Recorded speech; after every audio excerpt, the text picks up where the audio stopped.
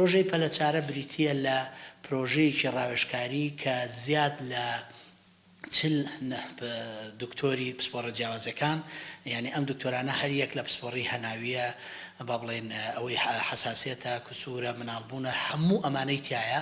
ئەم دکتۆرە بەڕێزانە بە هەماهەنگی وەکو خۆبەخشانە لەگەڵ دەستگای مرۆیی مام کارەکەن.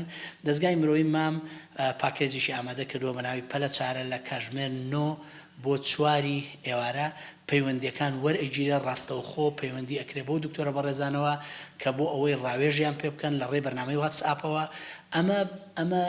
ئەم بابەتە گرنگی ئەم بابەتە لەوەدایە لە ئێستاە زۆربەی هەرە زۆری ئەو خەڵکانە لەوانەیە تووشی ئینفلۆنزایکی زۆر بچووک ببێ، پێی وابێ کۆرۆنایە. ڕاستە ئەمە بۆ خۆی ئالیەت و فەحس و ئەوەی جێبەجێکردنی هەیە، بەڵام ئەم دکتۆرە بەڕێزانە کە هەموو زۆربەی هەرە زۆریان بۆردیان هەیە، ئەم پرۆژەیە بە شێوەیەکی زانستی ئەپروف کراوە و لەلایەن دەستگای مرۆیی مامەوە لە پشتیوانی ئەکرێ و لە ڕێی وەبسایتی دەستگای مرۆیی مامەوە ئەو پاکێجەی کە ئامادە کراوە ناوی تەواوی دکتۆرەکانی تایە، هەموو بۆردەکان لە تەخەسوسە جیاوازەکانە. ئەو کەسەی کە نەخۆشە لە کاتژمێر 9 بۆ 4 بۆ ئەوەی لەو بەتایبەتی لەو کاتەیە ئەتوانێت پەیوەندی بکە بەو دکتۆرانەی کە لەسەر شاشە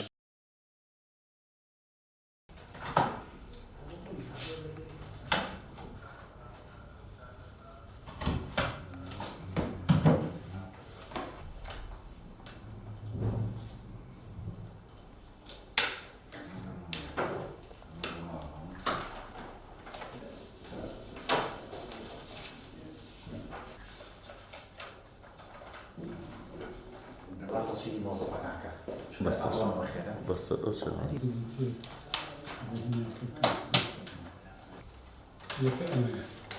Ah oui.